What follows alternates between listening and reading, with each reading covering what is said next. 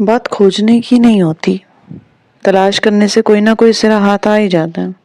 حقیقی دکھ یہ ہے کہ وقت پر نہیں ملتا، یوں جیسے گھر میں روشنی کا اہتمام اس وقت میسر ہے جب بصارت روٹ چکی ہو، زندگی کی خوشخبری اس وقت کان میں پڑے جب جینے کی آخری تمنا بھی ختم ہو چکی ہو۔ حاصل تلاش کا بر وقت حصول بھی اعلیٰ درجے کی خوش نصیبی میں شمار ہوتا ہے، اور سعد کو خبر بھی نہ ہوئی کہ جس کی تلاش میں سرگرداں ہے وہ فقط چند قدموں کے فاصلے پر زندگی اور موت کی سیسا پر جھول رہی ہے۔ بیبے یہ میرے افسر ہیں، بڑے نیک دل اور سخی بادشاہ ہیں، میرا بہت خیال رکھا، میں مجبور کر کے انہیں اپنا پنڈ دکھانے لایا ہوں، ذرا اچھی طرح خاطر کرنا، کوئی کسر نہ رہ جائے۔ خیر دین سعد کو کمرے میں بٹھا کر باورچی خانے میں آیا، اور اب اس کا زخم ٹھیک ہو چکا تھا۔ فکر کیوں کرتا ہے خیرو، جس نے میرے پتر کی اتنے دن دیکھ بھال کی، اسے میں اپنے چمکے جوتے بنا کر پہناؤں؟ میں نے اپنی سب سے موٹی دیسی مرغی ذبح کروائی ہے، تیری بھابھی آدھا گوشت بھون رہی ہے، باقی کا چاولوں میں ڈال دے گی، اور ساتھ میں ولائتی چینی والا زردہ پکایا ہے۔ مکھن کا پیالہ صبح دودھ بلو کر نکالا ہے۔ برکتے نے فر مینیو سنایا، اور کس ترمیم و تصحیح کے لیے سپاہی بیٹے کا منہ دیکھنے لگے۔ ٹھیک ہے بیبے، پر برتن خوب نوے نکور ہونے چاہیے۔ کیوں جی ہلا کرتا ہے ویرا، میں نے اپنا دہیج کا سیٹ نکالا ہے، تو چل کر پرونے کے پاس تو بیٹھ۔ بھابی نے دیور کو تسلی کرانا ضروری سمجھا تھا۔ اچھا بھابی، بھائی امیر کھیتوں سے کب آئے گا؟ تیفے کو بھیجا ہے بلانے کے لیے؟ آپ نے ناحق تکلیف کی ماں جی، میں سادہ غذا کھانے کا عادی ہوں، جو ملے خوشی سے کھا لیتا ہوں۔ دسترخوان پر سجی چیزیں دیکھ کر سعد اندر ہی اندر شرمندہ ہوا، خواہ مخواہ ان غریبوں کا بجٹ تباہ کرنے آ ٹپکا۔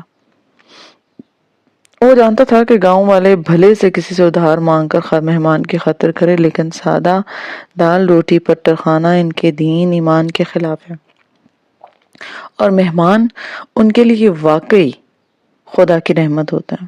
پتہ نہیں ایس پی باؤ کی رشتہ دارنی کیسی ہو، اللہ کرے ٹھیک ہو۔ تیسرا ہفتہ ہو گیا ہے، باؤ جی تو کہتے ہیں اب وہ یہیں رہے گی۔ باتوں کے دوران اسپتال کے ذکر پر برکتے کو وہ لڑکی یاد آ گئی۔ کس ایس پی کی رشتہ دارنی؟ لامحالہ سعد کے کان کھڑے ہو گئے۔ اسلام آباد سے آتا ہے جی کبھی کبھی، اس کا گھر اور کچھ زمینیں ہیں نا یہاں پہ۔ اسلام آباد؟ ایس پی رشتہ دارنی، کیا نام ہے اس ایس پی کا؟ سعد نے دھڑکتے دل سے پوچھا۔ معاف کرنا پتر، مجھے تو یاد نہیں، اور نہ کبھی پوچھنے کی ہمت ہوئی ہے۔ اس کی شکل و صورت کیسی ہے؟ اونچا لمبا، شہزادوں جیسی شان اور دبدبے والا، ہری چمکتی ہوئی آنکھیں، لال گلابی رنگت، کالے بال۔ کم سے کم میں نے اپنی پوری زندگی میں اتنا سونا مرد تو کبھی نہیں دیکھا، لال دین کہہ رہا تھا، اور سعد کی نظروں میں زمین آسمان گھوم رہے تھے۔ اس کا گھر کہاں ہے؟ میرا مطلب ہے جہاں اس کی رشتہ دارنی رہتی ہے۔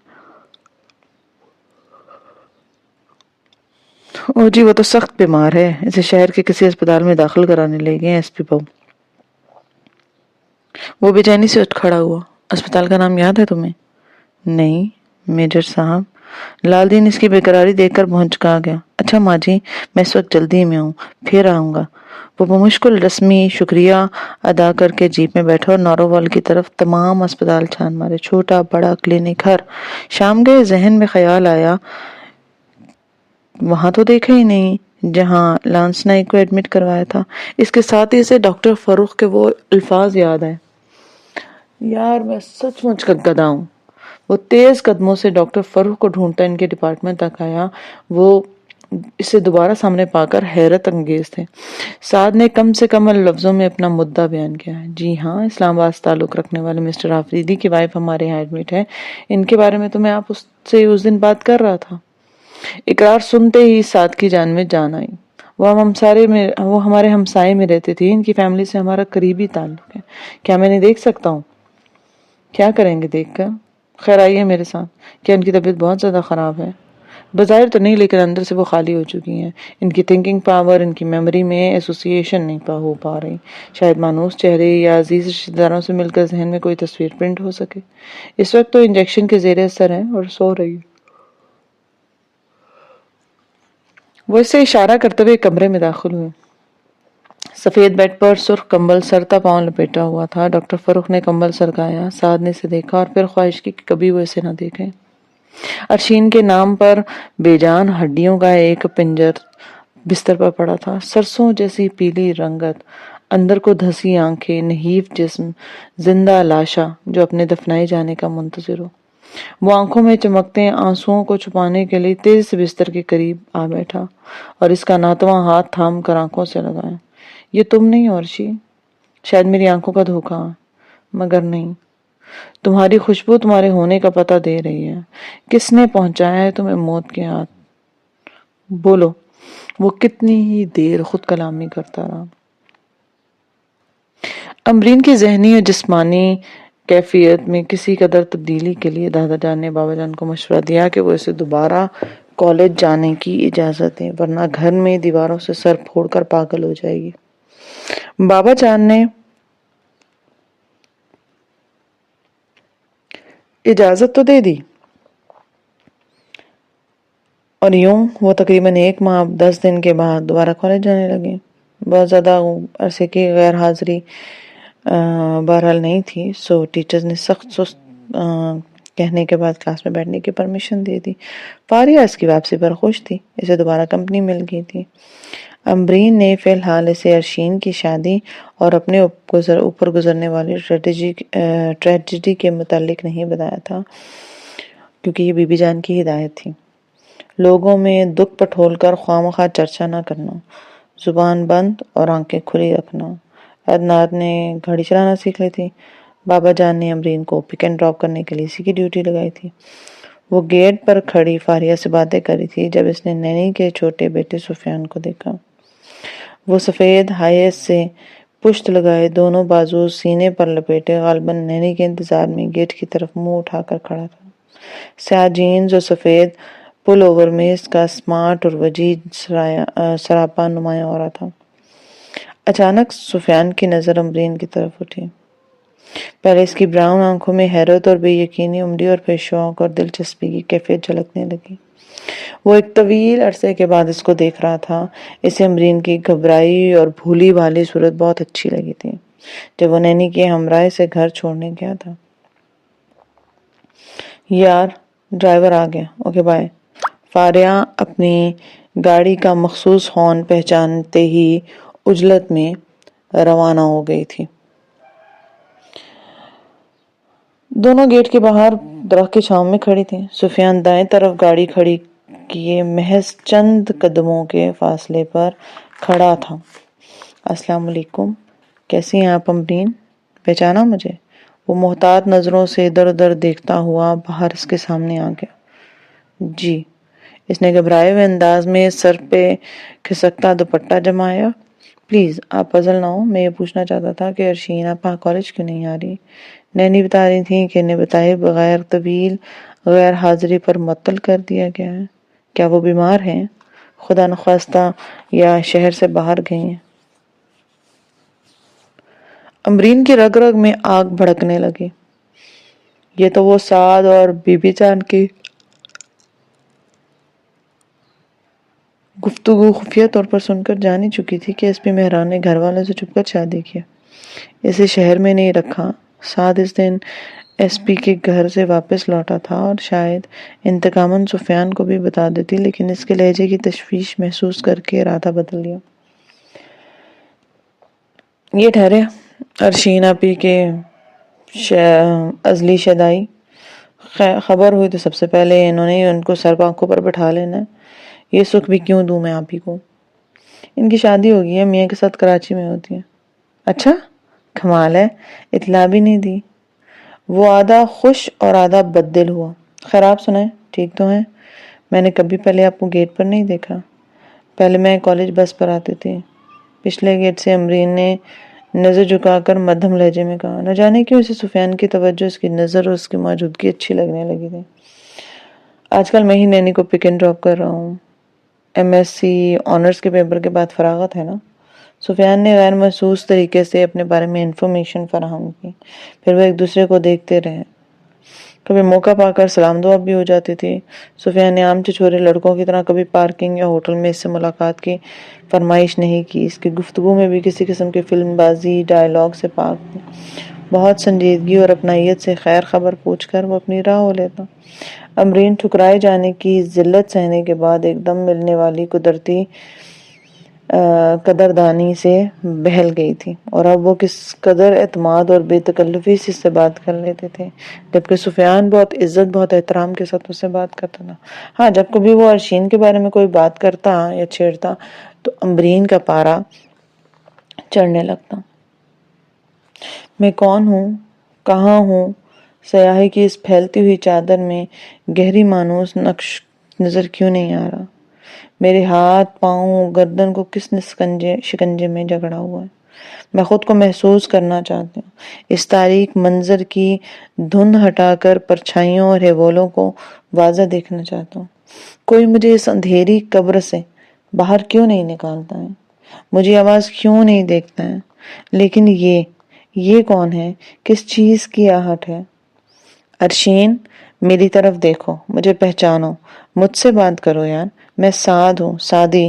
وہ گھٹنوں کے پل ارشین کے پاس بیٹھ گیا اور بیڈ کی پٹی سے ٹکا اس کا برف جیسا ٹھنڈا کمزور ہاتھ اپنے ہاتھوں کی حرارت سے ڈھانپ کر رکھ دیا۔ ارشین نے پلکیں کھولنے کی کوشش کی مگر کامیاب نہ ہو سکی، جیسے ان پر منوں ٹنوں وزن آ گیا ہو۔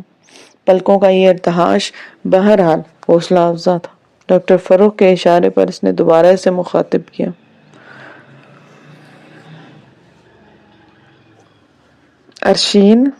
ارشین دیکھو نا، آنکھیں تو کھولو۔ کیا اس قدر ناراض ہو کہ دیکھنا بھی گوارا نہیں کر رہی؟ اس نے آہستہ آہستہ اس کے رخسار تھپ تھپائے۔ اس کی آواز ارشین کی اعصاب کو جھنجھوڑ رہی تھی، اسے پہچان کی سرحدوں پہ لا رہی تھی۔ اس آواز میں آگ بےقراری، ایک انجانی سی تمتماہٹ، ایک اپنائیت کی گرمی تھی جو اس کے جامد اور برفیلے احساس کا گلیشیئر پگھلا رہی تھی۔ کچھ دیر بعد اس نے آنکھیں کھول دیں اور یکٹک اس نے اپنے سامنے موجود انسان کو تکنے لگی۔ سعد اپنا چہرہ عین اس کے سامنے لایا اور اپنی تمام تر متوجہ کرنے میں کامیاب ہو گیا۔ میں سعدی ہوں ارشین، پہلے کیپٹن تھا، اب میجر سعدی ہوں۔ کیا مجھے مبارکباد نہیں دو گی؟ دوسری جانب ایک محیب سناٹا تھا، خالی بے جان اور سپاٹ نگاہ۔ ساتھ سے اس کی یہ اجنبیت اور یہ بیگانگی دیکھی نہ گئی۔ اس طرح کیوں کر رہی ہو ارشین؟ کیوں مجھے دکھ دیتی ہو؟ ریلیکس میجر، تم نے وہ کام کر دکھایا ہے جو ہم 3 ہفتوں میں ڈاکٹرز نہیں کر پائے۔ پہلے ہی کسی کی آواز نہیں پہچانتی تھی، نہ بلانے پہ رد عمل ظاہر کرتے تھے۔ یوں سمجھ لو ایک روبوٹ مشین کی طرح تھی، احساسات جذبات سے قطعی آ رہی۔ اب یہ اپنی اصلی حالت میں واپس لوٹ رہی ہے، چیزوں اور لوگوں سے ایسوسیٹ کر رہی ہے۔ مجھے 100% یقین ہے کل پرسوں تک یہ نارمل ہو جائے گی، انشاءاللہ۔ سعد نے ایک قدم بڑھاتے ہوئے زیر لب کہا۔ ڈاکٹر فروخ کا یقین پختہ تھا۔ دوسرے دن جب صاحب ڈیوٹی سے فارغ ہو کر اس کے کمرے میں داخل ہوا تو وہ ہوش میں تھی۔ کھٹکھٹے پر اس نے پلٹ کر دروازے کی طرف دیکھا۔ سعد کا چہرہ دیکھ کر اس کی آنکھوں میں شناخت کی واضح عکس اترے۔ اب تو پہچان رہی ہو نا؟ ارشین کے پپڑی زدہ ہونٹ کپکپائے، اس کی پلکوں میں ارتعاش پیدا ہوا۔ اس نے آنکھیں میچ کر دوبارہ کھولی تو سعد نے دیکھا کہ وہ لبالب پانی سے بھری ہوئی ہیں، جس بات کی علامت تھی کہ حالات کی تمام تر تلخیاں اور اذیتیں اس کے شعور سے اہمنگ ہو چکی تھیں۔ اسے ادراک ہو چکا تھا کہ وہ ان حالات میں کس کارن پہنچی ہے۔ سعد بیڈ کے قریب کرسی گھسیٹ کر بیٹھ گیا۔ ارشین کی کن پٹیوں کے پاس آنسوؤں کا ایک سیل رواں ہو گیا۔ وہ جبڑے بھینچے، دم سادے، بالکل خاموش لیٹی، فقط آنکھوں کا پانی بول رہا تھا۔ تم تو کہا کرتی تھی کہ آنسو بزدل لوگوں کی متاع ہوتے ہیں، بہادر لوگ تو کبھی نہیں روتے۔ سعد نے جیب سے رومال نکال کر اس کے آنسو صاف کیے۔ اس کا دھیما لہجہ اپنائیت کی نرمی لیے ہوئے تھا۔ اب میں بہادر نہیں رہی، ایک بدنام، بیکار، بدصورت بوجھ بن گئی ہوں اس زمین پر۔ یہ تم سے کس نے کہہ دیا خدا نخواستہ؟ ساتھ اتنی ٹھوکروں کے بعد ایک بات سمجھ آ گئی ہے، عورت کی ساری زندگی نیزے کی ینی پر گزرتی ہے۔ یہاں سستانے کی قطعی گنجائش نہیں ہے، اور جو کبھی تھک کر ایسا کرنے کی غلطی کی تو پلک جھپکنے کی مہلت میں وہی انیس کے جسم میں ترازو ہو جاتی ہے۔ یہاں پہلی خطا ہی آخری ہے، کوئی رعایت، سفارش یا صفائی کام نہیں کرتی، مظلوم ہونے سے نہیں بچاتی انسان کو۔ سعد اس کی بے ربط اور مبہم باتوں سے کچھ اخذ نہ کر سکا۔ یہ تو میں جانتا تھا کہ کوئی بات تمہیں پریشان کر رہی ہے، لیکن تم تو باوجود اصرار بتانے کے لیے تیار نہیں تھی۔ پھر ایسا کیا ہو گیا کہ براہ راست پوچھنے کی نوبت نہ آ سکے؟ مجھے لوگوں نے بہت کچھ بتایا، سمجھایا ہے، لیکن میں نے کسی کی باتوں پہ اعتبار نہیں کیا، کیونکہ حقیقت میں تمہارے منہ سے سننا چاہتا تھا۔ کیا تم اب بھی مجھے صحیح حالات سے آگاہ نہیں کرو گی؟ وہ براہ راست اس کی آنکھوں میں آنکھیں ڈال کر پوچھ رہا تھا۔ ارشین نے گہری سانس لی اور نظریں چرا لی۔ واقعہ چھوٹا ہے، جرم بڑا ہے۔ کیا بتاؤں تمہیں اور کہاں سے شروع کروں؟ اس کی ذات کی اچھائی اور نیکی میں قدر کرتی ہوں، دل میں اس کی عزت اور احترام کا جذبہ ہے۔ مسائل نے گھیرا تنگ کیا تو رہنمائی اور مشاورت کی غرض سے اسے اپنے حالات شیئر کیے۔ جواباً اس نے زندگی شیئر کرنے کا پرپوزل دے ڈالا۔ میں زمانے بھر کی تھکی ہوئی ذمہ داریاں نبھاتی لڑکی، کچھ حق میرا بھی تھا نا زندگی پر۔ اسے والدین سے بات کرنے کی راہ دکھا دی، لیکن پھر اس کی بیوی سے مل کر احساس ہوا کہ میں اپنا نہیں کسی کا حق لینے جا رہی ہوں۔ میں نے قدم واپس موڑ لیے، مگر اس نے انا کا مسئلہ بنا دیا۔ بعد میں جو کچھ ہوا وہ مجھ جیسی لڑکی کے ساتھ ہونا چاہیے، میں اسی لائق تھی نا۔ کچھ دیر تک کمرے میں صحرائی سکوت طاری رہا، بس خاموشی باتیں کرتی رہی۔ کیا تم اس سے محبت کرتی تھی؟ 1.5 سال سے اس کے ادارے میں کام کر رہی تھی۔ بات چیت، میل ملاپ، رومانس یا افیئر، سب کے بہترین مواقع میسر تھے۔ یہی کچھ کرنا ہوتا تو اصولاً فائدہ اٹھا کر گزرتی۔ محبت کبھی میرا مسئلہ نہیں رہی سعد۔ یہ دل تو سدا کا ویران اور بے باد کھنڈر رہا ہے۔ سارا قصور تمہارا ہے، تم ایک بے وقوف، ایک احمق لڑکی ہو، بنی پھرتی ہو عقل مند۔ مجھ سے نہیں کہہ سکتی تھی؟ ہاں صحیح کہہ رہے ہو، سارا قصور واقعی میرا ہے۔ دیکھو میرا مقصد تمہاری دل آزاری کرنا نہیں ہے، تو مجھ سے کہتی تو کوئی نہ کوئی حل نکل آتا نا اس مسئلے کا۔ تم کیا کر لیتے؟ شادی کر لیتا تم سے، آخر ایس پی سے بھی تو کی ہے نا تم نے، جس کے بارے میں بتا رہی ہو۔ اس سے بھی کرنے کو تیار تھی۔ تمہیں سہارا درکار تھا نا، مضبوط اور پر اعتماد ساتھ چاہیے تھا نا۔ کیا میں تمہیں وہ فراہم نہیں کرتا؟ کیا تمہیں مجھ پر اعتبار نہیں تھا؟ وہ وقت کیا تھا اور اس کے تقاضے نہ میں تمہیں سمجھا سکتی تھی اور نہ تم سمجھ سکو گے۔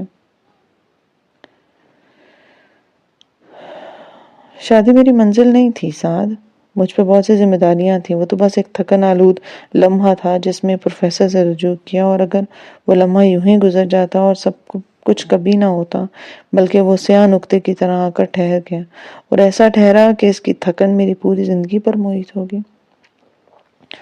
تم بہت سی باتیں نہیں جانتے۔ دیکھو ضرورت سے زیادہ بوجھ ڈھونے سے انسان جلدی تھک جاتا ہے۔ تم نے خواہ مخواہ اثار قربانی کے نام پر خود پر غیر ضروری جبر اور ضبط و تحمل کا خول چڑھا لیا۔ بہن بھائی فقط تمہاری ذمہ داری تو نہیں تھے نا، تمہارے والدین خدا کے فضل سے بقید حیات ہیں، وہ اپنی اولاد کی دیکھ بھال بھی کر سکتے۔ تمہارے لیے یہی مناسب تھا کہ شادی کر کے ان کا بوجھ بانٹ لیتی، لیکن تم نے بلا وجہ کولو کا بیل بننا پسند کیا، بے وقت مقصد وقت گواتی رہی۔ ذرا جا کر پوچھو ان سے جن کے لیے تم نے اپنے سنہری دن رات برباد کیے، وہ کس انداز میں تمہیں یاد کرتے ہیں۔ انہیں نفرت ہے تم سے، تمہارے نام پر ان کی زبانیں زہر اگلتی ہیں۔ اب ارشین نے دائیں بازو کو موڑ کر اس پر سر ٹکائے چپ چاپ کسی غیر مرئی نقطے کو گھورنے لگی۔ دوسری غلطی تم نے میرے اور اپنے معاملے میں امرین کو گھسیٹ کر کی۔ کیا ہو جاتا اگر میری تم سے شادی ہو جاتی؟ ٹھیک ہے امرین مجھے پسند کرتی ہے اور میری وجہ سے تم سے حسد بھی کرتی ہے، لیکن ہم اس کے پابند تو نہیں ہیں۔ کیسی باتیں کرتے ہو؟ کیا میں اپنی بہن کو دکھ دے کر گھر بساتی؟ میرے والدین کی بھی یہی مرضی تھی، لیکن اس کا یہ مطلب نہیں ہے کہ بہن کا گھر توڑوا کر میں خود بسا لیتی۔ اور اب اب انہیں دکھ نہیں ہوگا؟ میری حیثیت اس وقت مغرور دولہے کی سی ہے محترمہ۔ کیا مطلب؟ جی ہاں، ہو سکتا ہے میرے یا آپ کے والد حضور بندوق لے کر میری تلاش میں نکلے ہوئے ہوں۔ تمہیں ایسا نہیں کرنا چاہیے تھا، تمہیں ایسا نہیں کرنا چاہیے تھا سعد۔ اس سے کچھ کم ہی ہوگا جو امرین کے اجڑنے پر دونوں گھروں میں ہوتا۔ چلو اب کچھ دیر کے لیے خاموشی سے لیٹ جاؤ، تمہیں آرام کی ضرورت ہے۔ وہ بات ٹال کر اسے کمبل اڑانے لگا۔ مجھے بولنے دو نا، بہت دن ہو گئے گونگے پن کا عذاب اٹھاتے رہتے۔ بولنا ہی چاہتی ہو تو مجھے ایس پی کے متعلق بتاؤ۔ پروفیسر کا تو ایک ہیڈ لائن سمیٹ لیا، ایک ضمنی سرخی پولیس آفیسر کے لیے بھی ہو جائے۔ یہ کیسے اور کیوں کر بیچ میں آئے؟ خوب، گویا بہن بھائی کے انتقام لینے کی غرض سے پیش قدمی کی ہے۔ موصوف کا حسن سلوک تو یہی کہہ رہا ہے۔ کیا خیال ہے؟ میں کیا کہہ سکتی ہوں؟ سعد، تمہیں لیلا شاہ یاد ہے؟ میں نے ایک بار تم سے ذکر کیا تھا۔ وہ تھرڈ کلاس فوٹوگرافر جسے تمہاری جھڑپ بھی ہوئی تھی آرٹ کونسل میں اور تم نے اسے بات کرنا چھوڑ دی تھی۔ ہاں، لیکن وہ دوبارہ میرے کالج میں آئی تھی۔ بڑی ڈھیٹ شے ہے۔ ایس پی صاحب اس کی خفیہ نگرانی کرا رہے تھے، انہوں نے دیکھ لیا اور یوں وہ مجھے سمجھتے ہیں کہ میں بھی اس میں ملوث ہوں۔ وہ 20 سے زیادہ مشتبہ مجرمہ کو سادہ لباس میں گرفتار کر کے لائے ہیں۔ وسن کوٹ میں نظر بند کیا مجھے۔ سعد دم بخود بیٹھا اس کا بیان سن رہا تھا، جیسے اسے یقین نہیں آ رہا ہو کہ یہ اکیلی جان کیا کچھ سہ رہی ہے۔ پہلی رات سے تفتیش کا آغاز کر دیا تھا، گویا اسی لیے اپنی کوٹھی لے جانے کے بجائے اس ویرانے میں لا پھینکا۔ انہوں نے تشدد کے لیے وہی 2 روایتی طریقے اپنائے، جیسے پہلا جسمانی اذیت، دوسرا ذہنی اور نفسیاتی اذیت۔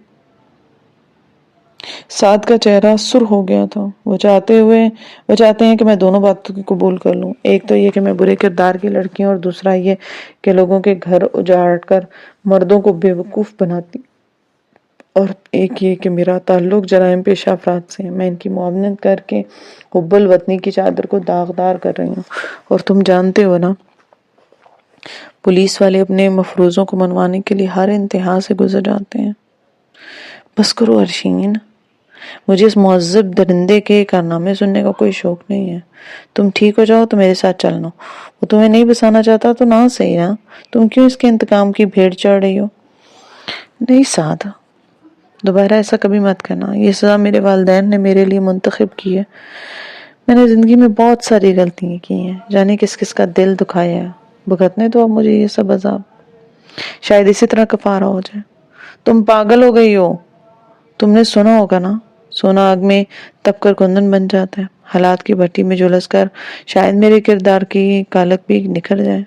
ایس پی میرا ضبط، میرا حوصلہ، میری جرت آزمانا چاہتا ہے نا، ہر طرف بے دست پا کر میری ثابت قدمی کا امتحان لینا چاہتے ہیں۔ تو میں انہیں مایوس نہیں کروں گی۔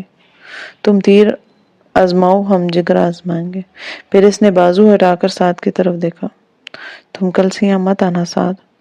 ایس پی میری زندگی میں آسانی اور خوشی کا داخلہ ممنوع سمجھتے ہیں۔ شاید یہ لمحاتی سکھ بھی ان کو گراں گزرے۔ ایسا نہ ہو کہ شک کا تیسرا محاذ کھل جائے۔ تم اپنا فیصلہ نہیں بدلو گے، اسی عقوبت خانے میں عمر گزار دو گے۔ ارشین نے اس کے سوال کا کوئی جواب نہیں دیا، کیونکہ جواب پاس تھا ہی نہیں اس کے۔ کچھ دیر تک تکلیف دہ خاموشی کی چادر تنی رہی۔ تمہاری خیر خبر لینے کے لیے وسن کوٹ تو آ سکتا ہوں نا؟ اگر نہ ہی آؤ تو زیادہ بہتر ہے، آگے تمہاری مرضی۔